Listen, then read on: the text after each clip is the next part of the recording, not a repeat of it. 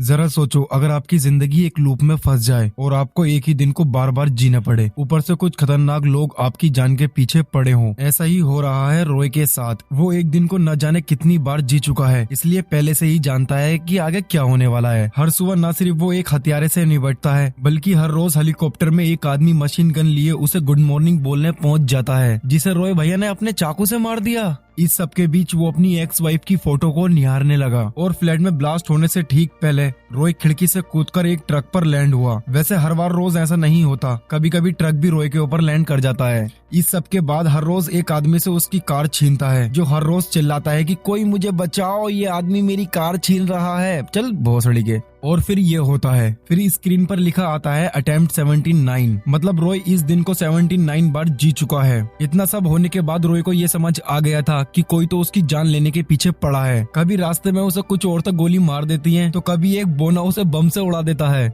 गुआनिया नाम की एक तलवारबाज लड़की हर बार उसे मारने से पहले अपना नाम बता देती थी। इतने दुश्मनों के बाद उसका एक हमशक्ल भी था, जो हाथ धोकर उसकी जान के पीछे पड़ा था। रॉय को भरोसा था कि उसकी एक्स वाइफ जेमा उसके सभी सवालों का जवाब दे सकती है, तो इसलिए जेमा को कॉल लगाया, मगर कॉल उसके बॉस विक्टर ने उठा लिया, जिसके पीछे बहुत ही भड़कीली सी मशीन चल रही थी। उसने ये बताया कि जेमा की तो कल रात को ही एक्सीडेंट में मौत हो गई, यानी उसका टाइम लूप शुरू होने से पहले ही जेमा मर चुकी थी। वो बहुत उदास हो गया, लेकिन उसके पीछे लगे ये खतरनाक लोग उसे दुख भी नहीं मनाने देते। भोसड़े के हर जगह पहुंच जाते हैं ये। अगले दिन हर रोज की तरह रॉय तेजी से गाड़ी दौड़ाकर अपनी जान बचाते हुए भाग रहा था। उसने किसी तरह उनका पीछा करने वाली औरतों से ग्रेनेड लॉन्चर छीन लिया और उन्हीं के हथियार से उन्हीं को उड़ा दिया। माँ चोद दी। इसके बाद रॉय अपने फेवरेट रेस्टोरेंट में पहुंचा और अपनी थोड़ी सी पेट पूजा करने लगा। इसी बीच हम डेव को देखते हैं, जो एक सिक्योरिटी कंपनी में काम करता है। दूसरी तरफ डाई फ्रैंक नाम की एक फेमस चाइनीज तलवारबाज भी वहाँ मौजूद थी। रॉय ने शराब पीते हुए नोटिस किया कि घड़ी में 12:47 हो गए हैं। इतने में ही सभी लोग इकट्ठा होकर रॉय को मारने आ गए और उसे गोलियों से भून दिया। इसके बाद हमें रॉय के टाइम लूप में जाने से पहले का दिन दिखाया जाता है। वो अपनी एक्स वाइफ के ऑफिस में सिक्योरिटी डिपार्टमेंट ज्वाइन करने के लिए अपना रेज्यूमे देने गया था। पता चलता है कि सिक्योरिटी की जरूरत ऑफिस वालों को नहीं, बल्कि जेमा को है। जेमा ने अचानक से रॉय के सर के कुछ बाल काट लिए और उसका व्यवहार भी कुछ अजीब सा लग रहा था। उसने रॉय से पूछा क्या उसे उसका भेजा हुआ जन्मदिन का तोहफा मिल गया था। जेमा ने रॉय के गले लगकर उसके कान में कहा कि वो ओसाइरिस वर्ड को याद रखे। तभी 3 गार्ड वहाँ आ पहुंचे और उन्होंने रॉय को बाहर भेज दिया। उसके जाने के बाद जेमा के बॉस विक्टर ने उसे धमकाते हुए कहा कि वो जिस चीज पर काम कर रहे हैं वो टॉप सीक्रेट प्रोजेक्ट है और वो अपने पुराने आशिकों को ऐसे ही अंदर नहीं बुला सकती। रात के तकरीबन 3 बजे रॉय एलेक्सी नाम की एक लड़की, जो कि पेशे से एक डेंटिस्ट है, उसके साथ बार में बैठा हुआ था। एलेक्सी के बाथरूम में जाने के बाद बारटेंडर ने बातों ही बातों में उससे कहा कि इस लड़की के साथ मौज मस्ती ही भले ही कर लेना, लेकिन इसकी आंखों में प्यार किसी और के लिए है, उसे भी तो मजे ही लेने हैं। इतने में ही उसे जेमा का कॉल आया और वो रॉय के बालों के साथ कुछ कर रही थी। उसने रॉय से कहा कि उसे उसकी मदद चाहिए उस चीज में जिस चीज में वो सबसे अच्छा है, यानी कि सेक्स में। ये कहकर वो मशीन की तरफ चल पड़ी।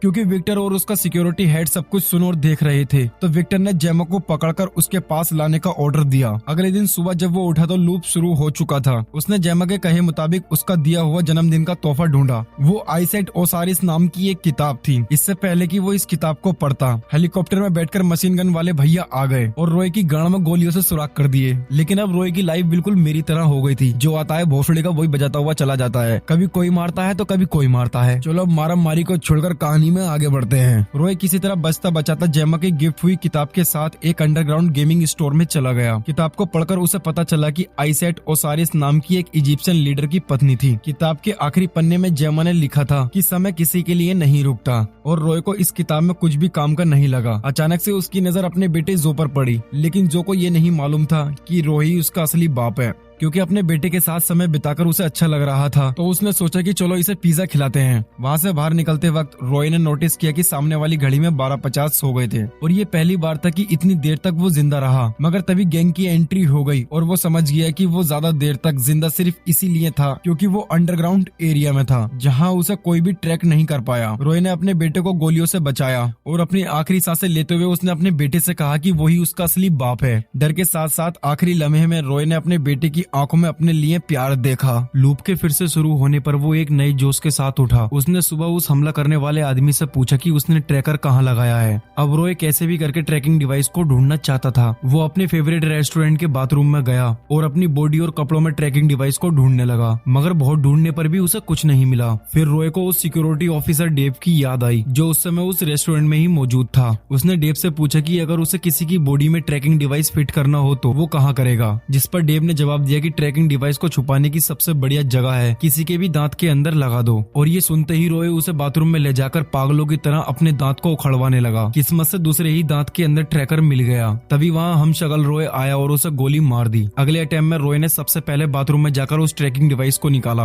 उसने ट्रैकिंग डिवाइस की मदद से एक एक करके सभी गैंग मेंबर को ठिकाने लगा दिया। तभी उसमें से एक के मोबाइल पर ब्रेड का फोन आया। रोय ने फोन उठाया पर ब्रेड ने चैलेंज किया कि अगर अपनी माँ का दूध पिया है तो आजा लैब में। अपना रोय किसी से डरता थोड़ी है। वो सीधा लैब की ओर निकल गया, मगर पहले ही अटेम्प्ट में गाड़ी दीवार से ठोककर ब्रेड के हाथों मारा गया। मगर अगले अटेम्प्ट में गाड़ी उड़ाकर उसने लैब में सीधा एंट्री मारी। जब गार्ड गोलियां बरसाते हुए गाड़ी के पास गए तो पता चला कि ये तो रोय का बिछाया हुआ एक जाल था। गाड़ी के पास पहुंचते ही उसने गाड़ी में रखे बम को फोड़ दिया। हम शक्ल रोय को ठिकाने लगाकर उसने उसका सिक्योरिटी बैज भी ले लिया। पहले तो सिक्योरिटी बैज काम नहीं करता और बाद में जब उसने जुगाड़ से लिफ्ट खोल भी ली तो वहाँ ब्रेड और उसके आदमी गश्त लगाए बैठे थे। तो उसने खुद को ही गोली मार के दोबारा से ट्राई करने का फैसला किया।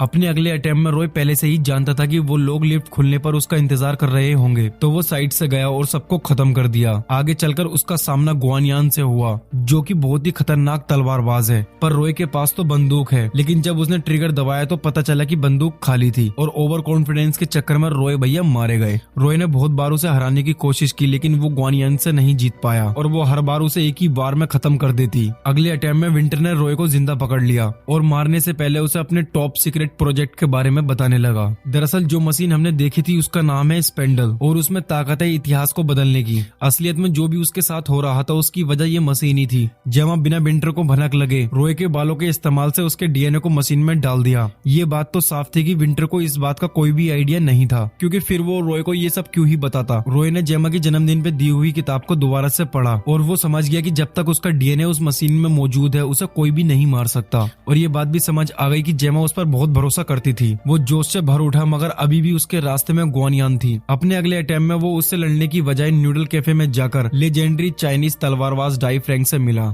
उसने डाई फ्रैंक से उसे तलवारबाजी सिखाने को कहा, लेकिन वो तो सिर्फ यहाँ एक दिन के लिए आई थी। रोय फटाफट से मान गया कि एक ही दिन बहुत है मेरे लिए। हर रोज डाई फ्रैंक के पास जाता और उससे तलवारबाजी सीखने की बात करता। धीरे धीरे वो बेहतर हो गया और अपने 174वें अटेम्प्ट में वो एकदम से तैयार हो गया। इसके बाद वो गुआनियान से लड़ने पहुंचा। उसने अपनी बंदूक जमीन पर रखी और पास की दीवार से एक तलवार उठा ली। उसने लाजवाब तलवारबाजी दिखाते हुए गुआनियान को खत्म कर दिया। तभी ब्रेड और विंटर भी वहाँ आ गए। उसने अपनी तलवार ब्रेड के माथे में गाड़ दी। जैसे ही विंटर ब्रेड की बंदूक उठाने के लिए आगे बढ़ा, रोय उससे पहले ही तलवार लेकर उस तक पहुँच गया। विंटर को शक हुआ कि एक आदमी इतने सारे लोगों को कैसे मार सकता है। लगता है कि ये साउथ की मूवी नहीं देखता। खैर वो समझ गया कि जेमा ने मशीन के इस्तेमाल से उसे समय के एक लूप में डाल दिया है। विंटर ने रोय को बताया कि जब वो यहाँ आकर उसके गुंडों से लड़ रहा था तो उसने उसके बेटे को मारने का बंदोबस्त कर दिया था। ये सुनते ही रोय जल्दी से अपने बेटे के पास पहुंचा, लेकिन वहाँ पहुंचकर उसे पता चला कि वो पहले ही मर चुका है। अपने बेटे की मौत देखने के बाद रोय सारी उम्मीदें खो चुका था। वो जानबूझकर गुंडों को अपने आप को मारने देता, लेकिन एक दिन उसने सोचा कि बहुत हुआ, जब ये दिन बार बार ही चलना है तो क्यों न उसे अपने बेटे के साथ बिताया जाए। तो रोय हर दिन अपने बेटे के साथ गेम खेलते हुए बिताने लगा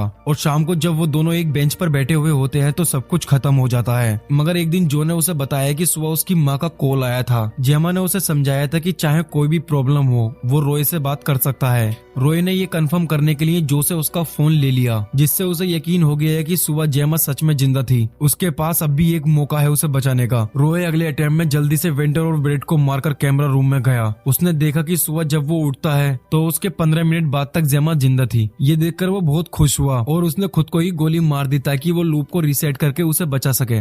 अगली सुबह उठकर रोय ने सीधा हेलीकॉप्टर पर ही छलांग लगा दी। उसने मिनीगन वाले गुंडे को मार दिया और पायलट को बंदी बनाकर सीधा लैब की तरफ निकल पड़ा। उसने सभी गुंडों को रॉकी भाई के स्टाइल में हेलीकॉप्टर की मशीन गन से उड़ा दिया और वो जल्दी से उस जगह पहुंचा जहां जेमा मरने वाली थी। एहन मौके पर उसने एंट्री मारकर ब्रेड और विंटर का खेल खत्म कर दिया और आखिरकार उसने जेमा को बचा ही लिया। उन दोनों ने एक दूसरे को अपने प्यार का इजहार किया। आखिरी सीन में रोय मशीन की तरफ गया जिससे उसका ये टाइम लूप खत्म हो जाएगा। तो दोस्तों ये कहानी आपको कैसी लगी? अगर आपको वीडियो अच्छी लगी तो वीडियो को को लाइक और चैनल को सब्सक्राइब जरूर करना। मिलते हैं अगली वीडियो में, तब तक के लिए बाय बाय।